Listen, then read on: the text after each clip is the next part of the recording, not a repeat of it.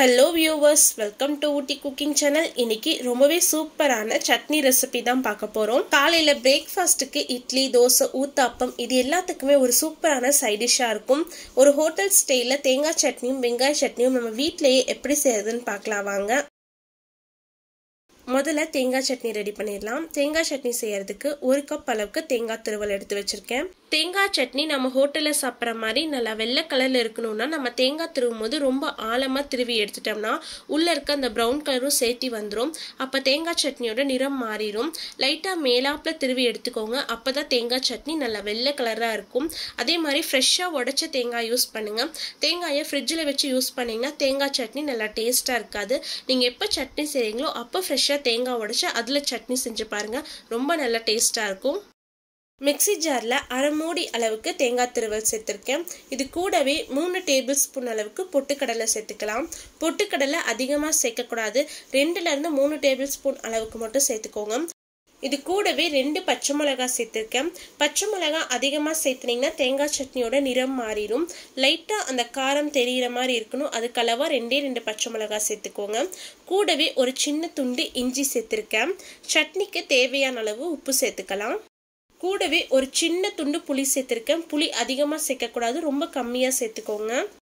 கூடவே 1/4 கப் அளவுக்கு தண்ணி சேர்த்து நல்லா திக்கான பேஸ்டா அரைச்சு எடுத்துட்டு வந்துடலாம். தேங்காய் சட்னி அரைக்கும் போது ரொம்ப நைஸா அரைச்சு எடுக்க வேண்டாம், கொஞ்சம் ரவையா இருக்க மாதிரி அரைச்சு எடுத்துக்கோங்க. அடுத்தது வெங்காய சட்னி ரெடி பண்றதுக்கு 3 பெரிய வெங்காயத்தை ரஃபா கட் பண்ணி எடுத்துக்கலாம். ரொம்பவே ஈஸியா செய்யக்கூடிய வெங்காய சட்னி தான் இது. அதிகமா டைம் எடுத்துக்காது, ரொம்பவே சீக்கிரமா செஞ்சு முடிச்சிடலாம்.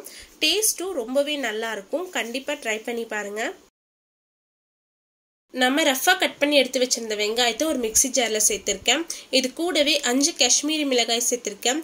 இந்த மிளகாய் சேர்க்கும் போது காரம் கம்மியா இருக்கும், கலர் நல்லா பிரைட்டா இருக்கும்.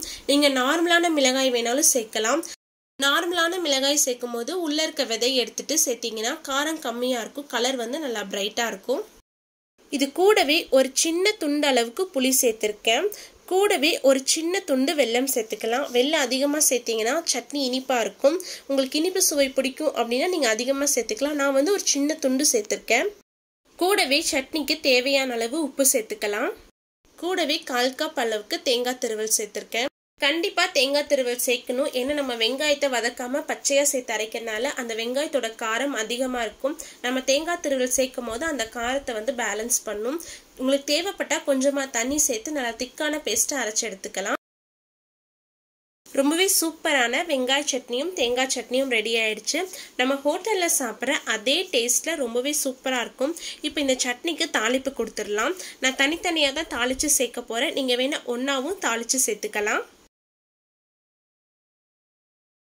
3 டேபிள் ஸ்பூன் அளவுக்கு எண்ணெய் சேர்த்திருக்கேன். எண்ணெய் நல்லா சூடானதும் 1 டீஸ்பூன் அளவுக்கு கடுகு சேர்த்துக்கலாம். கடுகு நல்லா பொரிஞ்சு வரட்டும்.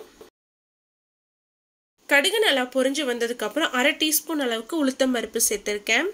கூடவே ஒரு காஞ்ச மிளகாய் சேர்த்திருக்கேன். ஒரு கொத்து கருவேப்பிலை சேர்த்துக்கலாம். எல்லாமே எண்ணெயில நல்லா பொரிஞ்சு வந்ததுக்கு அப்புறம் இதை எடுத்து நம்ம அரைச்சு வச்சிருந்த சட்னியில சேர்த்துக்கலாம். சேர்த்துட்டு நல்லா கலந்து விட்டுருங்க. அதே மாதிரி தேங்காய் சட்னிக்கும் தாளிப்பு சேர்த்து நல்லா கலந்து விட்டுறலாம். அவ்வளவுதான், ரொம்பவே சூப்பரான வெங்காய சட்னியும் தேங்காய் சட்னியும் ரெடி ஆயிடுச்சு. இந்த 2 சட்னி இருந்தாலே போதும். நீங்க எவ்வளோ இட்லி தோசை சுட்டு வச்சாலும் 2 நிமிஷத்துல எல்லாமே காலி ஆயிடும். கண்டிப்பா நீங்களும் உங்க வீட்டுல செஞ்சு பார்த்துட்டு எப்படி இருந்துச்சுன்னு மறக்காம கமெண்ட்ஸ்ல சொல்லுங்க. உங்களுக்கு இந்த வீடியோ பிடிச்சிருந்தா லைக் பண்ணுங்க, ஷேர் பண்ணுங்க. மறக்காம ஊட்டி குக்கிங் சேனலுக்கு சப்ஸ்கிரைப் பண்ணுங்க. மீண்டும் அடுத்த ஒரு ரெசிபியில் சந்திப்போம். பாய், see you soon.